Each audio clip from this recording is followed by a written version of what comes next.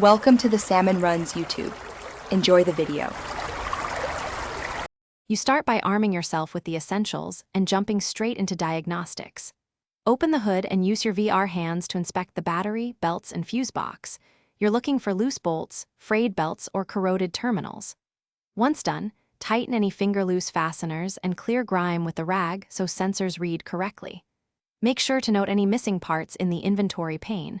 Replacing them early avoids backtracking and keeps the fix efficient. Now you dive into the middle steps: controlled disassembly and precise replacement. Remove panels and keep fasteners grouped so reassembly is simple. VR visibility shows bolt sizes and torque hints. Once a damaged part is identified, pick its replacement from the bench and follow the highlighted alignment guides. This ensures correct orientation and sensor calibration.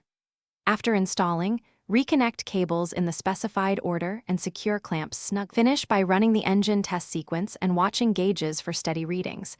You want smooth RPM and no error codes. If readings look off, use the calibration tool to zero sensors and perform a 30-second idle test to confirm stability.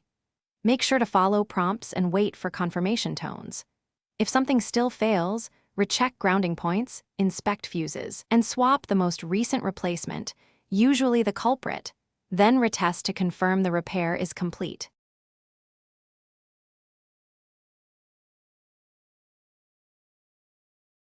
Thanks for watching.